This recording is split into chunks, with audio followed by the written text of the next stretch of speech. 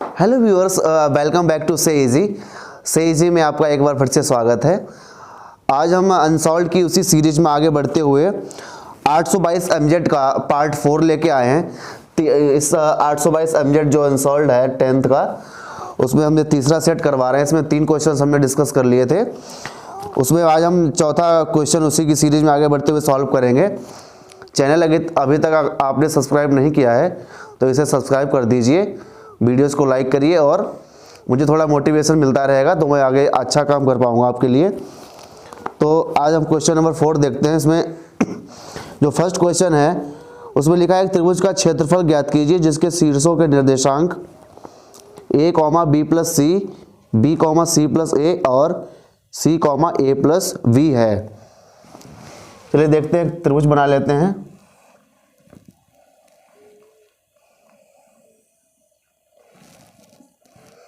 इसमें निर्देशांक दिए हुए हैं a, b प्लस सी।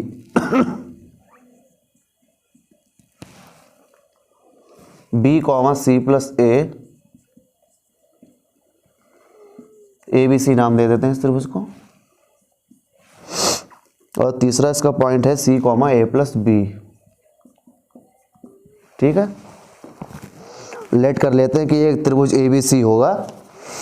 त्रिभुज ए बी सी इस प्रकार होगा कि ए के निर्देशांक a, b प्लस सी होंगे, b के निर्देशांक b, c प्लस a और जो c है उसके निर्देशांक होंगे c, a प्लस b। अब हम जानते हैं त्रिभुज का क्षेत्रफल क्या होता है। त्रिभुज का क्षेत्रफल निर्देशांक ज्यामिति में जो त्रिभुज का क्षेत्रफल दिया है वो हमारा क्या होता है, 1/2 x1 बाई 2 माइनस बाई 3 है ना, बाई 3 माइनस बाई 1 और x3 बाई 1 माइनस बाई 2। ये कुछ हमारा फॉर्मूला होता है। तो इसमें जो x1 निर्देशांक है उन्हें हम सपोज कर लेंगे, ये x1 हो जाएगा, ये y1, ये हमारा x2, ये y2, ये हमारा x3 और ये हमारा y3 हो जाएगा। ठीक है, जो 3 हमें निर्देशांक दिए हैं उसमें हम x1 y1, x2 y2, x3 y3 की वैल्यूज को सपोज कर लेंगे और इस फार्मूले में अपनी जो वैल्यूज हैं उसे हम पुट करेंगे। देखिए x1 का मान है हमारा a और y2 का मान है c प्लस a। इसी क्रम में y3 का जो मान है वो है a प्लस b। तो a प्लस b है और माइनस का साइन पहले से लगा तो दोनों साइन माइनस के हो जाएंगे, a माइनस b। x2 हमारा है b, y3 y3 a plus b और जो y1 है वो हमारा b प्लस सी, दो प्लस के हैं दोनों माइनस के हो जाएंगे। x3 हमारा है c और y1 y2, तो y1 हमारा b प्लस सी और y2 हमारा है c प्लस a, तो ये भी दोनों माइनस के ही हो जाएंगे। देख लेते हैं, जो टर्म कैंसिल आउट होते हैं कैंसिल कर देते हैं। यहाँ से हमारा a कैंसिल हो जाएगा, एक प्लस का एक माइनस का है, b कैंसिल आउट हो जाएगा, एक प्लस का है एक माइनस का है, b कैंसिल हो जाएगा, c भी एक प्लस का है कैंसिल हो जाएगा। देखिए जो हमारा फार्मूला था त्रिभुज का क्षेत्रफल ज्ञात करने का, 1/2 एक x1 by 2 by 3, x2 by 3 by 1, x3 by 1 by 2। इसे हम 60 तरीके से 123, 231, 312 के नाम से याद रख सकते हैं, है ना। शॉर्ट में फॉर्मूला आपको समझाया गया होगा, 123, 231 और 312। इस तरह से आपको समझाया गया होगा इस फार्मूले को, जब आपने अपनी स्कूल या कोचिंग में पढ़ा होगा। तो फार्मूले में हमने वैल्यूज को पुट कर लिया है। अब हम यहाँ पे जो अलग अलग साइन के वेरिएबल्स थे वो हमने कट कर दिए। देखिए ए प्लस माइनस के थे वो सब कट हो गए। ठीक है, अब अंदर इसे हम इम्प्लीमेंट करते हैं, हो जाएगा हमारा AC और माइनस का AB प्लस AB माइनस का BC और यहाँ से निकल के आएगा हमारा CB या BC जो भी है माइनस का AC। ठीक है, सारे टर्म्स यहाँ एक बार फिर से कैंसिल आउट हो जाएंगे। अल्टीमेट जो हमारा बचेगा 1/2, यहाँ से 0 मिलेगा। तो लास्ट में जो हमारा जो हमारा आंसर आ जाएगा त्रिभुज के क्षेत्रफल का वो आ जाएगा हमारा 0 मात्रक। ठीक है, क्योंकि सारे टर्म्स यहाँ कैंसिल आउट हो गए हैं तो कुछ नहीं बचा, प्लस माइनस की फॉर्म में था तो 0 बचता है, इसलिए जो हमारा त्रिभुज का क्षेत्रफल था वो हमारा हो जाएगा 0 मात्रक। ये फोर्थ का प्रश्न था। ठीक है, फोर्थ का प्रश्न 822 MZ हम करवा रहे हैं पार्ट 4। इसमें क्वेश्चन नंबर 4 में जो प्रश्न आते हैं 4 प्रश्न उसको सॉल्व कर रहे हैं। देखिए ये पहला प्रश्न था और इसका आंसर आया है 0 मात्रक। ये चैनल का नाम मैंने यहाँ पे लिख दिया है से इजी, इसे विदाउट स्पेस आप लिखिएगा, जो चैनल आपको यूट्यूब पे मिल जाएगा। ठीक है, से इजी नाम से आप इसे सर्च करिए और जल्द से जल्द सब्सक्राइब कर दीजिए। ठीक है, चलिए बढ़ते हैं नेक्स्ट क्वेश्चन की तरफ। आइए देख लेते हैं इसका सेकेंड पार्ट। इसमें लिखा है 30 सेंटीमीटर व्यास वाले एक वृत्त की कोई जीवा केंद्र पर 60 डिग्री का कोण अंतरित करती है, संगत लघु वृत्तखंड का क्षेत्रफल ज्ञात कीजिए। अब देखिए एक वृत्त है, ठीक है, इस वृत्त में कहा गया है कि 30 सेंटीमीटर व्यास, इसका जो व्यास है वो कितना होगा 30 सेंटीमीटर है ना। ये जो व्यास है वो हमारा कितना हो जाएगा 30। तो आप जानते हैं जब व्यास 30 है तो हमारी त्रिज्या कितनी हो जाएगी, त्रिज्या हमारी हो जाएगी 15 की, है ना। त्रिज्या हो जाएगी हमारी 15 की, कोई भी त्रिज्या हम ले लें, यहाँ हर जगह त्रिज्या हमारी 15 होगी। ठीक है, त्रिज्या 15 हो जाएगी। तो उसके आगे लिखा है कि वृत्त की कोई जीवा, जीवा क्या होती है, जीवा हमारी इस तरह से होती है, वृत्त की जीवा इस तरह से होती है। ठीक है, ये वृत्त की त्रिज्याएं हैं दोनों, ये वृत्त की हमारी जीवा हो जाएगी। चलिए नाम दे देते हैं इसे O, इसे A कह देते हैं, O ये त्रिज्या हो जाएगी और A भी हमारी जीवा हो जाएगी और यहाँ पर एक बिंदु मान लेंगे C। तो यहाँ लिखा है जीवा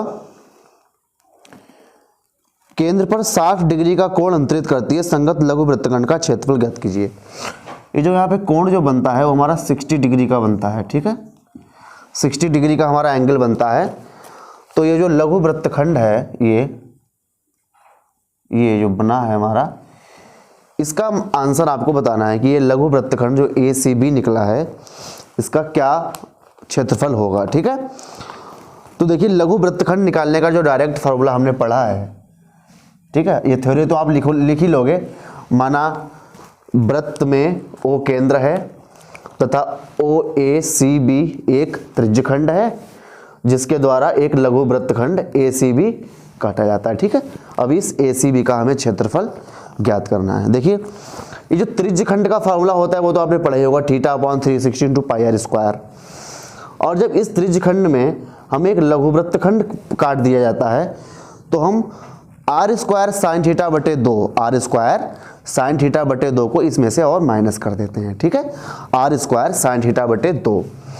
तो जो हमारा लघु वृत्तखंड हो जाएगा इसका फार्मूला जो बनेगा, लघु वृत्तखंड का क्षेत्रफल, r तो आपको पता ही है कितना हो जाएगा, r हो जाएगा हमारा 15 और θ हो जाएगा 60। ये तो सब हमने दिया ही है। ठीक है, इसको लिखने की यहाँ जरूरत नहीं है, फिर भी हम लिख लेते हैं एक बार। तो हो जाएगा हमारा, मैंने बताया θ/360 πr², ये तो हमारा त्रिज्यखंड का होता है। और इसमें से जो हम है r² sin θ/2 इसे माइनस कर दिया जाता है। ठीक है, ये लघु वृत्तखंड का हमारा फार्मूला होता है। इसका पूरा डेरिवेशन है, तो अगर कभी डेरिवेशन पूछा जाएगा प्रश्न में तो हम आपको सॉल्व करके दिखाएंगे कि ये कहाँ से आता है फार्मूला। ठीक है, तो डायरेक्ट फार्मूला है, इसमें हम r² कॉमन ले लेते हैं तो यहाँ से बचेगा θ/360 × पाई माइनस sin θ/2। r² का मतलब है 15 का स्क्वायर और थीटा है हमारा 60/360 पाई का मान इसमें आपको कहा गया है कि 3.14 रखिए। साइन थीटा यानी कि साइन 60/2, 15 225 हो जाता है। ये 6 छंग 36, 1/6। इसे हम काट नहीं सकते, चलिए एक बार लिख लेते हैं, उसके बाद देखते हैं क्या रहता है। ठीक है, साइन 60 होता है √3/2, तो हो जाएगा √3/4, √3/2 और 2 दूनी 4। ठीक है, इसका एलसीएम बनाते हैं, ठीक है। तो 6 और 4 का जो एलसीएम होगा वो आपका कितना बन जाएगा, देख लीजिए यहाँ पे निकाल के आपको दिखा देते हैं एक बार हम।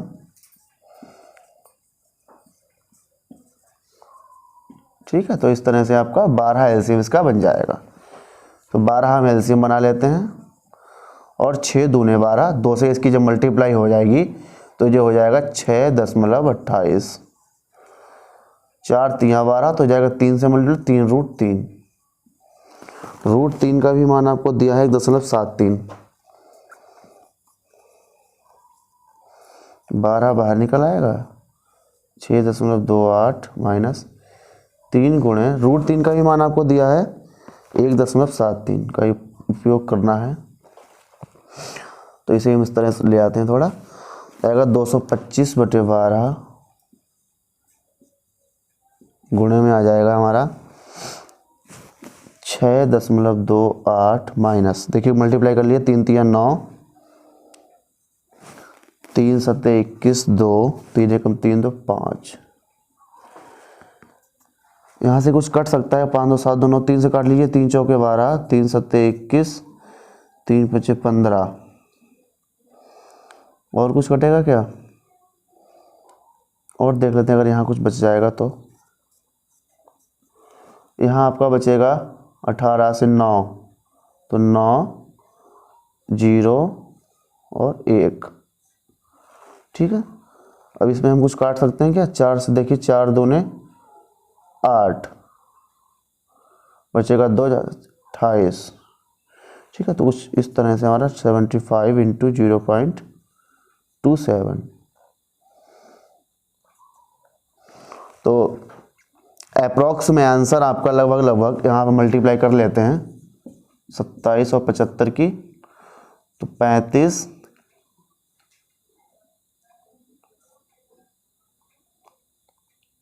1675 16.75, ठीक है। किस में दिया था हमारा, सेंटीमीटर में था, मीटर में ये जो था हमारा ये सेंटीमीटर में था। 15 सेंटीमीटर थी त्रिज्या, तो इतना सेंटीमीटर स्क्वायर आ जाएगा। ये 16.75 हमारा आंसर हो जाएगा, ठीक है।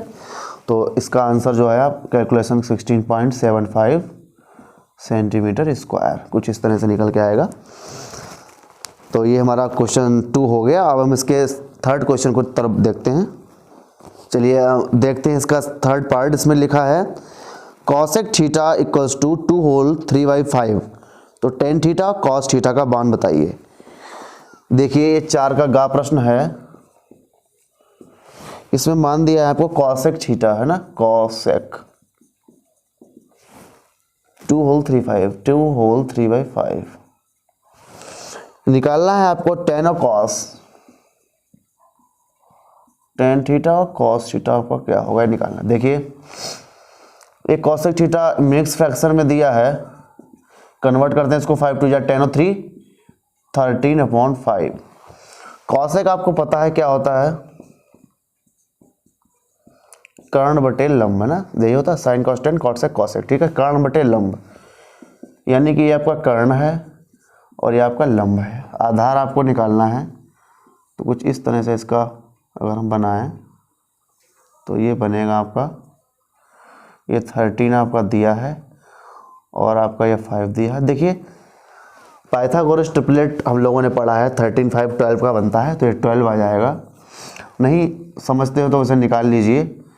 तो आपको पढ़ा है आधार स्क्वायर, आधार इक्वल्स टू क्या होता है, कर्ण स्क्वायर माइनस लंब स्क्वायर।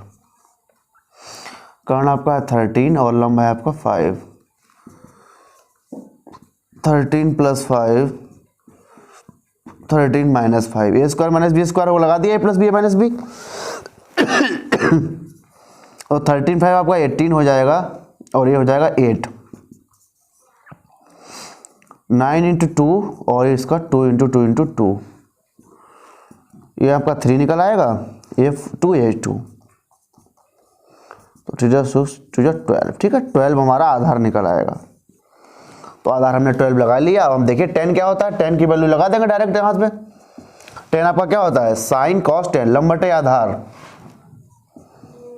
तो लंब बटे आधार, लंब कितना है 5/12, तो 5/12 इसका आंसर आ जाएगा। कॉस होता है आपका आधार बटे कर्ण, आधार है 12/13, तो इसका आंसर हो जाएगा 12/13।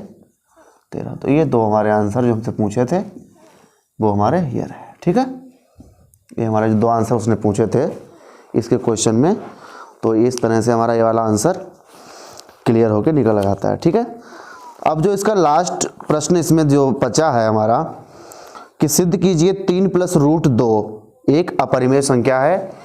ये हम 822 NA और 822 NB दोनों ही हमारी जो आपको स्क्रीन पे अभी जो आपकी प्लेलिस्ट दिखेंगी उन दोनों प्लेलिस्ट में हमने इसको सॉल्व कराया है। ये रिपीट हुआ क्वेश्चन है और हर बार एक अपरिमेय संख्या को प्रूफ करने का क्वेश्चन आपके एग्ज़ाम में ज़रूर आता है। ठीक है, तो इस तरह से हमारा ये 4th जो इसका पार्ट था वो आज फिनिश होता है। और चैनल आप देख लीजिए, इससे इजी मैंने यहाँ पे मोटा मोटा लिख दिया, इसे आप सर्च करिए, सब्सक्राइब कर लीजिए और लाइक करते रहिए और थोड़ा मुझे मोटिवेट करते रहिए। ठीक है, लाते हैं आपके लिए एक नई वीडियो और अच्छे से तैयारी करते रहिए, आपके एग्ज़ाम का टाइम आने वाला है। थैंक्स फॉर वॉचिंग, मिलते हैं नेक्स्ट वीडियो में।